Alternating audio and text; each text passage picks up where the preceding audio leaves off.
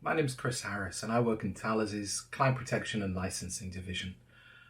Today I'm pleased to be able to present the findings of the European edition of the Thales Data Threat Report.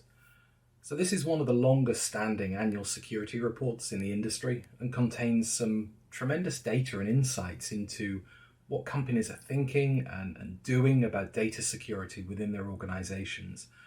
So what their concerns are and what their strategies are moving forward. The global report is compiled after speaking to over 1,700 IT executives all across the world, and this European edition picks on the responses of more than 500 senior IT executives from across Europe in a broad range of roles such as C-level executives, CEOs, CFOs, chief data officers, data scientists, security architects, systems administrators, and more as well. And there's likewise a good selection of organisation size, with the majority being in the range of around 500 to 10,000 employees. So following these surveys, there's a significant amount of analysis that's done by IDC for us. And so the report ends up as a fairly chunky document, but we've also released some easier to consume infographics and some executive summaries if you just want to get the highlights. And as I said, it's a tremendous report and we really hope that you're going to get a lot out of it. We're all well aware of the evolution that organizations are going through with their digital transformation towards the cloud, or indeed new disruptive startups who don't have the legacy and simply begin life in the cloud. But it's not just that that's driving the need for security and for control.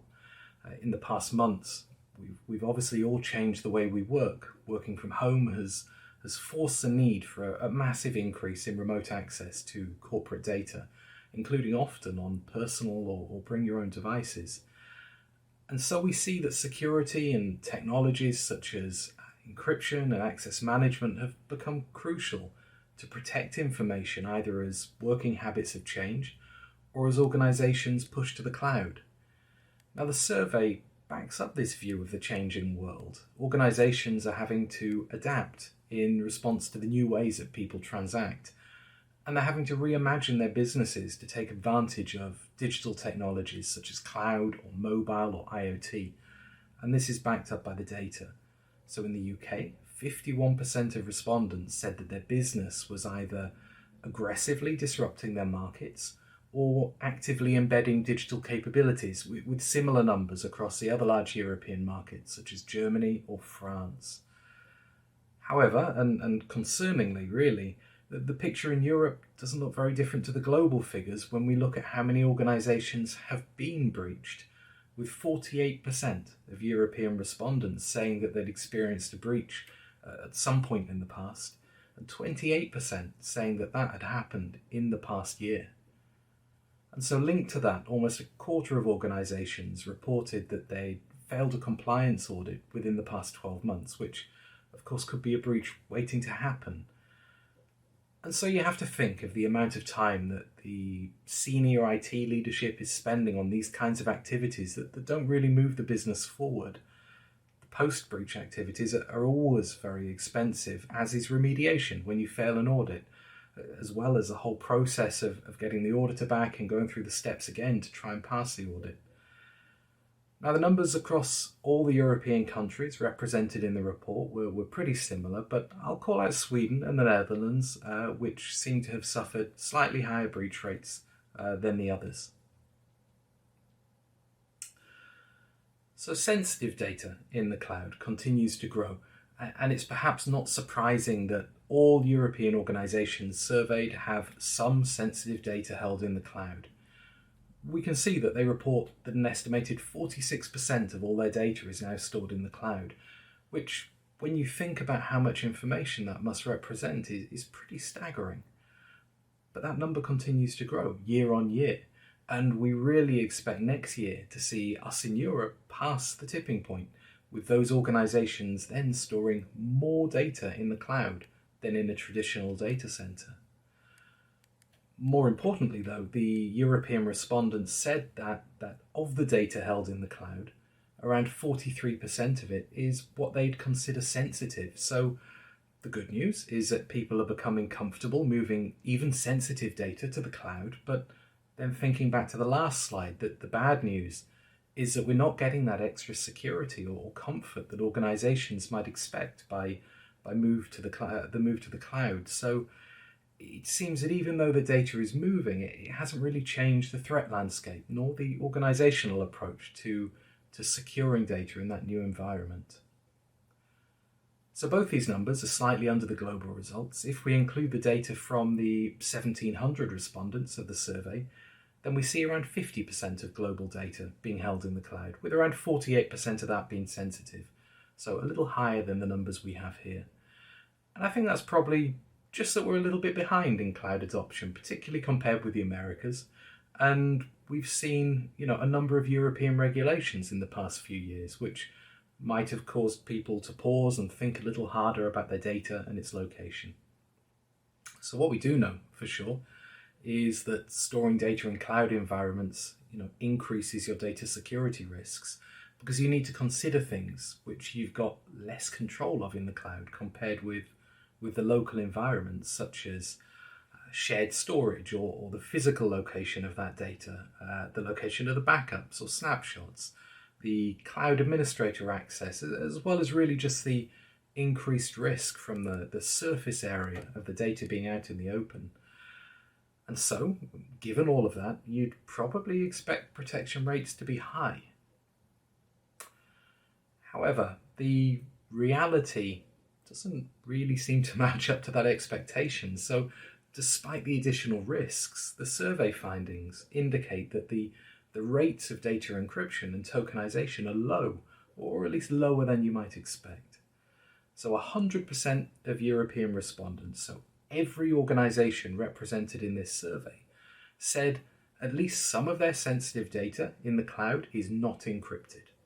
So let's replay that a second. They have sensitive data, they know where it is, they know what it is, and yet they're choosing not to encrypt it. And the numbers show that actually only 54% of sensitive data stored in the cloud is protected by encryption, with around 44% of that protected by tokenization. Sure, encryption isn't the only solution to protect your data, but critically, it's often the last line of defense. So yes, you're going to set up all of your access controls, you're going to be monitoring your SIEM, your security incident and event management logs. You want to know who's entering your network, and you want access management controls, you want multi-factor authentication for your users.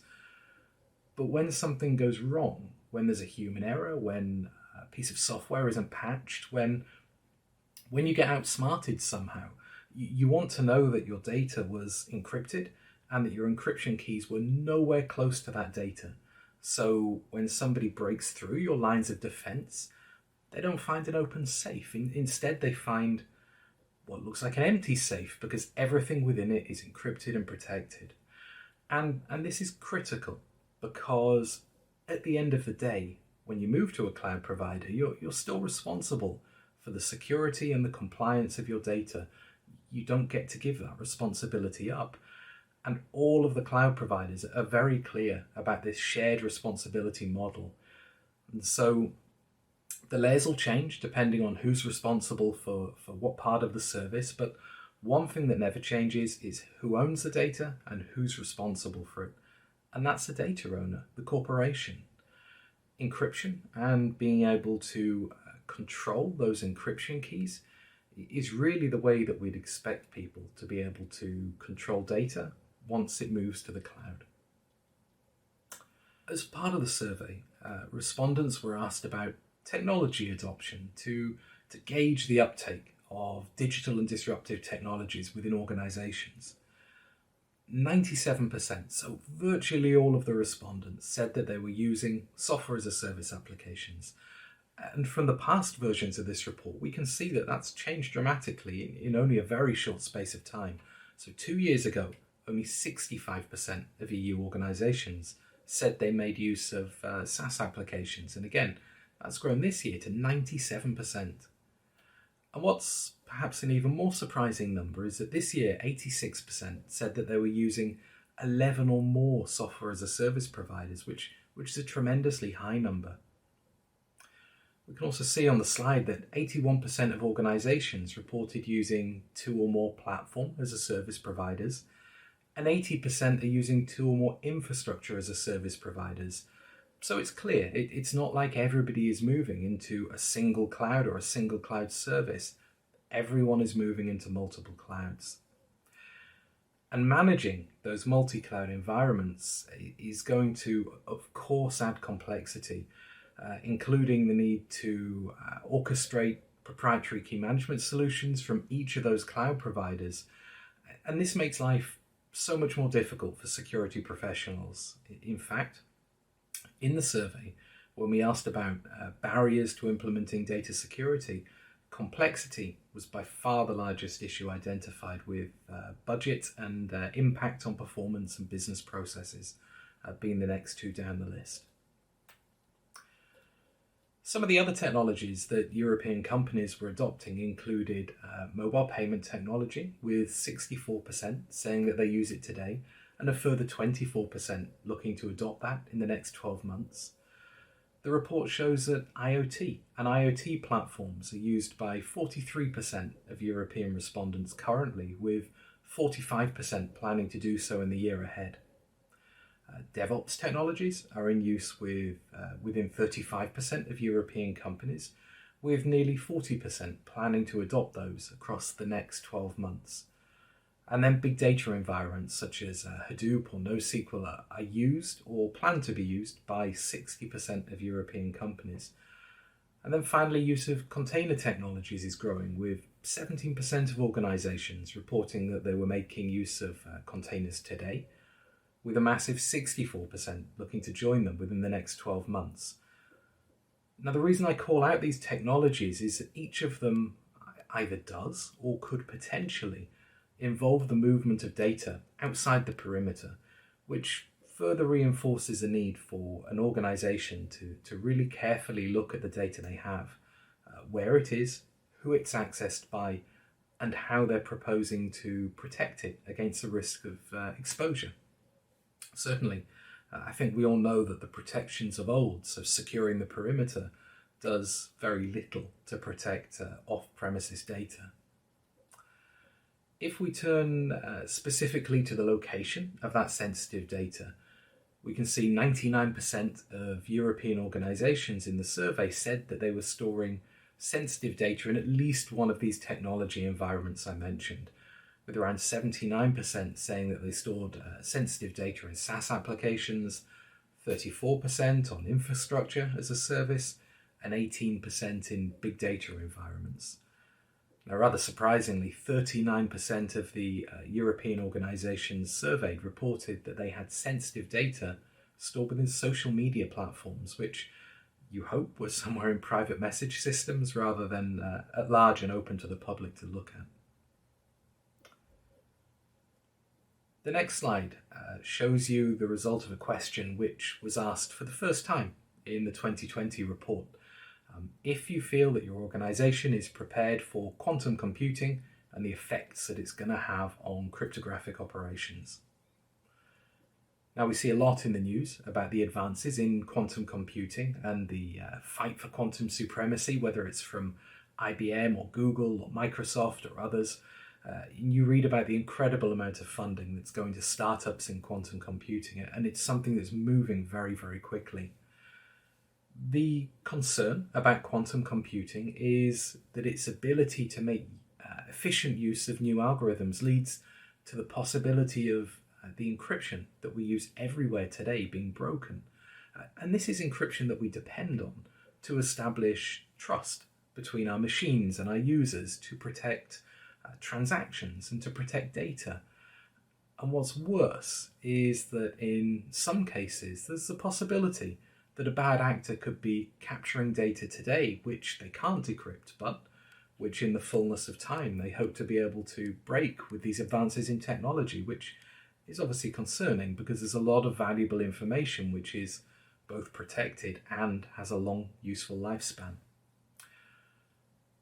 So we know that advances in quantum computing have to drive changes in how we implement data security, and although we don't know yet the exact timescales when we're going to reach a point of specific risk, the view of the European organisations surveyed was that 69% saw it affecting their cryptographic operations in the next 5 years, with 93% expressing concern and 30% being either very or extremely concerned about that risk. Now, you might be sat there thinking, oh, this is a future risk. 2025 seems a long way away. But we need to remember that in many cases, perhaps even in most cases, we're putting in place infrastructure today that's still going to be in use in 5 years' time.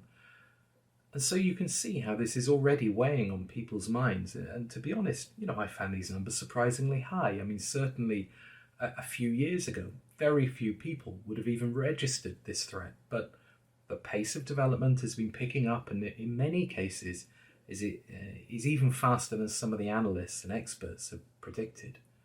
We get a lot of questions here at Thales about quantum from customers, and we're certainly putting a lot of investment into what they're calling Y2Q, the time when quantum computing's here. I think it's important to pull out one other key finding from the report, which surprised me a lot, especially in light of what we've just said about quantum. Given everything we've already heard, the amount of sensitive data that European organisations are storing in the cloud at around 50%, the amount of that data which is encrypted at less than 50%, coupled with this expanding use of cloud technology, the increasing use of technologies like container and DevOps, you'd expect that everybody would be extremely concerned about their perceived vulnerability to data security threats, especially with typically poor patching and update hygiene and often insecure API usage. And yet, despite all of that, European organisations say that they feel less vulnerable this year than they did in 2018. So 68% this year compared with 86% of organisations reporting feeling vulnerable in 2018. Now the thought is that perhaps it's due to increased security investments in previous years, and so organisations feel more protected than they were because they've done something. But at the same time, you have to wonder if organisations are simply, looking at some of the newer compliance regulations and taking their successful audits as some kind of certificate of protection against a vulnerability, which might be partially true, but all too often that line of thinking is going to lead to a false sense of security. Now, in this report, 32% of organisations felt that they were not at all vulnerable, which is a pretty brave stance to take and is an increase from only 14% the previous year. But then at the same time, and somewhat worryingly, 13% of organisations rated themselves as extremely vulnerable, which was also up from last year, when only 9% said they felt extremely vulnerable. Now, the analyst's view is that there's a disconnect here of perception versus reality. They don't see that organisations have changed anything fundamental, that it's going to make them less vulnerable. And as we've discussed, rates of encryption and tokenization of sensitive data in the cloud are actually quite low. And if you look into the details, and there's a full list in the report if you really want to get granular, only 52% of European respondents are implementing database encryption today, with only 51% implementing file encryption, and both those European figures are noticeably lower than the global perspective by around 10% each. So turning to the recommendations now. Now, as I mentioned, IDC puts together this report for us, and their analysts spend a considerable amount of time analysing the data at both a European and a global level. And the report finishes up with a series of recommendations on how they feel European companies should focus their attention to address many of the issues which we've highlighted here today and which are listed in the report. Now, firstly, it's important to be really clear about the shared responsibility that organisations have when they're using cloud services. So when you move to the cloud, infrastructure as a service, platform as a service, or software as a service, or anything in between, you never give up responsibility for your data. And if that data is lost and you need to do a breach notification, then it's only your company that's going to foot that bill. If there's a fine, then the provider's not going to pay that fine. It's the data owner that's going to pay that fine. The reputation that's hurt is only going to be the reputation of the company experiencing the breach. You're not going to be able to pass the blame to the cloud provider, and you'll find they'll pretty aggressively outmarket you on whose responsibility it is if you try. And so to address these, it's really important to invest in modern, hybrid, multi-cloud based data security tools to make that shared responsibility model work. And that makes sense. So less complexity is going to mean more visibility and easier management. And that's naturally going to lead to solutions which are more tightly controlled and better implemented. And so you need to leverage centralized security solutions that orchestrate your data security across multiple cloud platform vendors. And the analyst's advice is that you shouldn't overly rely on the service providers themselves for data security measures. I mean, for sure, make use of what's offered, but perhaps for your more sensitive data from a PII or reputational or even intellectual property standpoint, consider additional controls, because ultimately that's the stuff that's really going to matter to your business. As data flows between the cloud and any on-premises environment, then you need to make sure that that's protected. Rapid cloud adoption has really diminished the effectiveness of the old on-prem centric content protection measures. So no longer do you have a VPN or a firewall that allows you to see and control everything and everyone that's accessing your sensitive data. You're now in a highly distributed world where your data is moving. You have all kinds of users, partners, third parties, and other infrastructure owners that have access to your data and need access to your data. So you need to find new and built for the cloud ways to control it. IDC recommends an increased focus on data discovery solutions and centralization of key management to strengthen data security, and that you should augment discovery with robust classification for risk-based execution. Well, certainly it's clear. If you can't secure it if you don't know where it is. And part of the challenge that our respondents see is in moving to this multi-cloud world, moving into hosted solutions, watching their data get spread all over, allowing parts of the organization to create services as they need, which is fantastic for the business because it allows them to stay agile, move fast, but it creates tens of thousands of databases and data stores, and IT has no idea where they are, no idea if they're properly secured, no idea if there's sensitive data all over these environments. You've got snapshots and backups, further spreading them out, and you need to get control. And that's really through the use of data discovery solutions and managing that found data effectively and efficiently with strong centralized key management and encryption solutions. If you have hundreds of key management solutions, then again, you're going to lose control. And data security solutions, especially encryption solutions, are vital to remain vigilant against the reality of the risks of today. And lastly, on the interesting and exciting topic, which was quantum computing's impact on cryptography, it's on the horizon and it's continuing to accelerate. That horizon's coming closer quickly. As I mentioned, people like to term this Y2Q, which is obviously a play on Y2K, but unlike the year 2000, this isn't on the calendar. We don't know when this is going to hit. So you need to start planning now. Planning changes to your infrastructure, changes to your key management to counter these fundamental changes to how we use cryptography and how you can become quantum threat resistant. And finally, the analysts ask a question which I'm sure is on all of our minds. How certain are we that our employees will ever return to our offices and premises? Perhaps in many cases, the migration to work from home might be permanent for many people. I mean, clearly the post-COVID-19 IT landscape will have changed. This pandemic has dramatically accelerated and forced cloud adoption and digital transformation.